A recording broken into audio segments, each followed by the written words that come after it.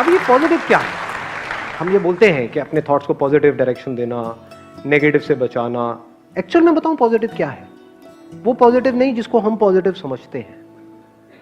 Actual में positive है lightly लेना। That is real positive. ये कुछ भी आपके साथ में हुआ, लाइटली लो। उनका नेचर ऐसा है, लाइटली लो। किसी भी सिचुएशन को पॉजिटिव बोलना या नेगेटिव बोलना यानी कि उस सिचुएशन को या उस पर्सन को जज करना। पॉजिटिव मतलब क्या? हमने जज कर दिया ना कि जो हुआ ये पॉजिटिव है, जज कर दिया, ठप्पा लगा दिया उसके ऊपर। ऐसी पर्सन को हमने बोला ये बड़ा पॉजिटिव पर्सन है, हमने क्या किया? ठप्पा लगा दिया। अब जैसी उस पॉजिटिव पर्सन की हमको नेगेटिव साइड नजर आएगी, हमारी वॉट नहीं लगेगी। Once you take things lightly, that is real positive. फिर क्या है? आप अननेसेसरी साइड्स नहीं लेते हो। नहीं तो आप दो लोगों में भी साइड लोगे, ये पॉजिटिव है ये नेगेटिव है, जज करने की जरूरत ही नहीं। अरे दोनों एक ही थाली के चट्टे बट्टे हैं। At the moment you behave like this, तो लड़ाई झगड़े होने बंद हो जाते हैं। मेरे हिसाब से जब भी हम जो भी हम सोचते हैं उसमें से मैक्सिमम वो होता है जो हमारे काम का ही नहीं होता। अपने आप को अगर हम थोड़ा सा इसमें अवेयर हो जाए कि अपनी ओवर थिंकिंग को हम रोक सकें और फिर सोचें कि क्या मेरे काम का है और क्या मेरे काम का नहीं है। Let's give a big hand for him.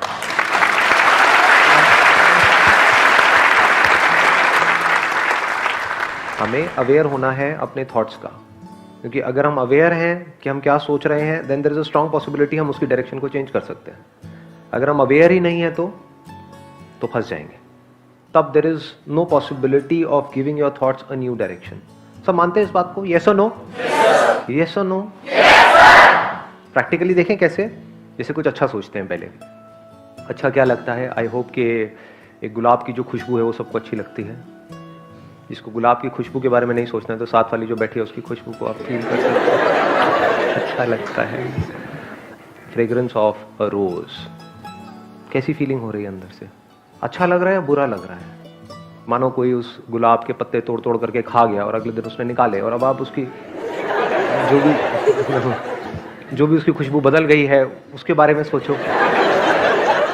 देखो कितनी अच्छी फीलिंग होगी। ये थॉट्स हैं। पहले सबसे पहले हमको ये समझना है व्हाट इज द थॉट। जब तक ये नहीं समझ आएगा तो अवेयरनेस ऑफ थॉट तो बेकार ही हो गया, बातें हो गई। लोग बातें करते हैं, just be aware of your thinking, aware of your thoughts, aware of your mind. Nobody knows what a mind is. बस बातें करते हैं, और उन बातों की वजह से क्या होता है? सब थियोरेटिकल हो जाता है। आप बैठे रहोगे घंटों तक, आप कहोगे यार हाँ माइंड कंट्रोल हो गया, अरे नहीं हुआ, हो गया, नहीं हुआ। ऐसे ही होता है। क्यों? क्योंकि हमें पता ही नहीं हम कर क्या रहे हैं। We don't know what mind is, what thought is. तो थॉट्स क्या है, इसको ध्यान से समझ लेना। ये बड़ी इंटरेस्टिंग डिस्कवरी है। ये जो हम अपने अंदर ही अंदर अपने आप को बोलते हैं वो थॉट्स है। और थॉट और थिंकिंग के बीच के भी फर्क को समझ लेते हैं, फिर ओवर थिंकिंग पे आएंगे। Because thought is not a problem, thinking is not a problem, overthinking is a problem. That too if that overthinking is out of control. If it's under control then overthinking is also not a problem. जैसे कोई discovery आपको करनी है तो उसके बारे में सोचना पड़ेगा ना, उसकी डेप्थ में जाना पड़ेगा ना। तो क्या वो प्रॉब्लम है? वो तो आपका काम है, उसमें क्या दिक्कत है? उसके बिना आप डिस्कवरी कैसे करोगे? ठीक है। तो थॉट क्या है? जैसे मैंने बोला रोज, तो ये जो बोलना है रोज, इसकी कॉरस्पॉन्डिंग इमेज आ रही है और उस रोज के साथ में जो भी कुछ जुड़ा हुआ है वो सब आ रहा है। ये थॉट है। थिंकिंग क्या है? जैसे एक है one step at a time. ये मैंने एक स्टेप लिया, बस यहां पर रुक गया, इसको वॉकिंग कहेंगे? लेकिन अगर मैं एक एक स्टेप आगे लेता रहूं तो नाउ इट इज वॉकिंग। यानी कि रोज ये क्या है? Is it thinking? Is just a thought. But इस रोज के साथ में क्या जुड़ा हुआ है? हो सकता है कुछ मेमोरीज जुड़ी हुई है। किसी को वैलेंटाइंस डे पे आपने दिया था, उसने थप्पड़ मारा था, व्हाटएवर। अगर वो सब एक एक करके प्ले होने लग जाए तो अब उसको क्या कहेंगे? थिंकिंग। तो thought is not a problem, thinking is not a problem, even overthinking under control. If you are aware of what you are thinking consciously, अपनी मर्जी से सोच रहे हो, that is also not a problem. सोचते रहो कुछ भी। If you are not even aware of what your thinking is, और कहीं के कहीं भाग रहे हो अंदर ही अंदर, that is a problem. Because अब आपका कोई कंट्रोल नहीं है अपने ऊपर। So now comes the question, what is awareness of our thinking, awareness of our thoughts? What is that? क्या ये बहुत ही मुश्किल काम है या बहुत ही आसान है? मुश्किल वर्ड तो मेरी डिक्शनरी में है ही नहीं। मुश्किल को आसान बनाना ही तो खेल है ना, बहुत आसान है, कुछ भी नहीं है। अभी देखो प्रैक्टिकली करते हैं इस चीज को।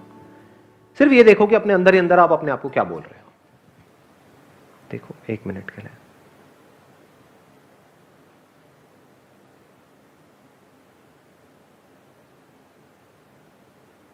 आराम से बी एब्सोल्युटली स्टिल।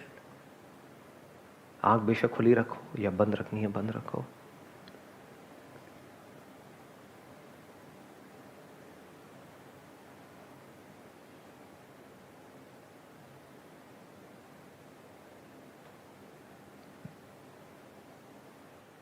किया ऑब्जर्व, क्या हुआ, क्या ऑब्जर्व?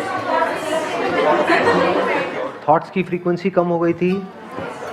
मैं एक एक करके क्वेश्चन पूछूंगा, आप जवाब देना अपने एक्सपीरियंस के बेस पे, कोई थ्योरेटिकल बात नहीं। अभी जब आप इस तरह से अवेयर थे जो भी आप बोल रहे हो उसके बारे में, तो क्या ओवर थिंकिंग चल रही थी? बीच बीच में थॉट्स आ रहे थे क्या? थॉट मतलब क्या? कुछ ना कुछ बोल रहे होगे कच्चर कच्चर अपने अंदर, लेकिन बोला उसके आगे चेन नहीं बन रही होगी फॉर श्योर। जैसे क्या बोला होगा एकदम से कि अभी कितनी देर और होना है ये, यस और नो?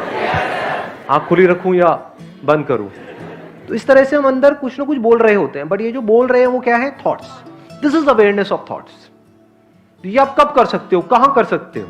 इसके लिए क्या करने की जरूरत है? क्या आंख बंद करने की जरूरत है? कहीं जाने की जरूरत है पहाड़ों में? क्या करने की जरूरत है? कुछ भी नहीं जी।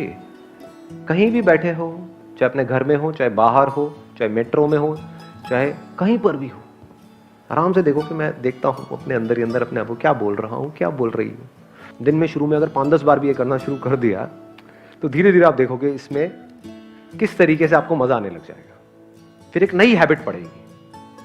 आज है अवेयर ना रहने की हैबिट, खोए रहने की हैबिट, इमेजिनेशंस में जीने की हैबिट।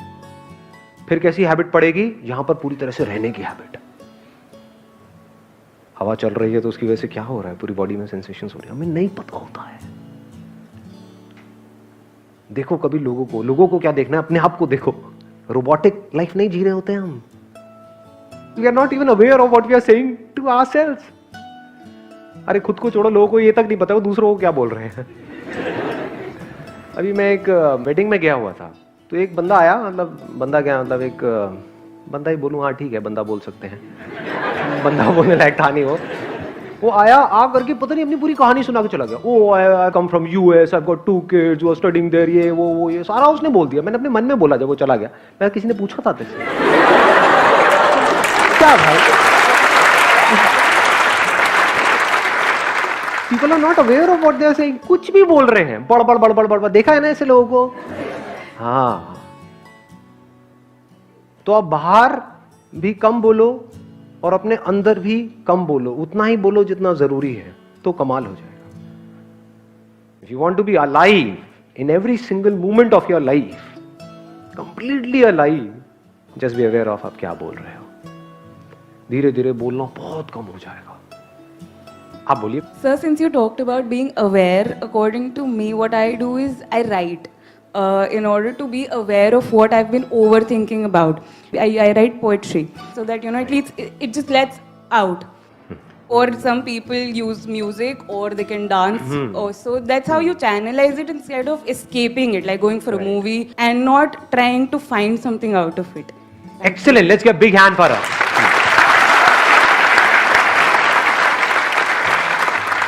ठीक, उन्होंने बोला लिखो। लिखने से क्या होता है, कभी सोचा है?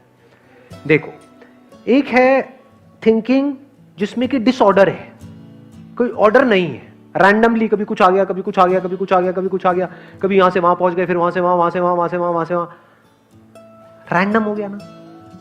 थिंकिंग अगर एक ऑर्डर में हो तो उसमें कोई प्रॉब्लम नहीं है। तो अभी ऑर्डर में कैसे आएगी? One is writing. लिख दो तो क्या होगा? थिंकिंग में एक ऑर्डर क्रिएट होने लग जाएगा।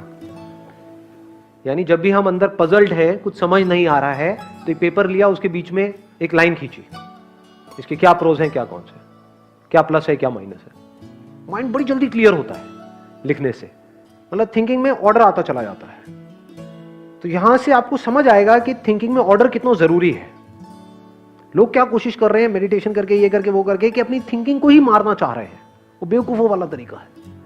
बल्कि आपकी थिंकिंग ऐसी हो जानी चाहिए जो बड़ी कमाल की हो, कि जो लोगों को सोचने में मानो 10 साल लगे वो आप 10 सेकंड में सोच जाओ। जिस प्रॉब्लम का सोल्यूशन निकालना दुनिया के लिए इम्पॉसिबल हो, वो आपके लिए सेकंड्स का खेल हो। वो तब हो सकता है जब आपकी थिंकिंग में एक ऑर्डर है। तो ये ऑर्डर क्रिएट होता है लिखने से। So this writing is a very good idea.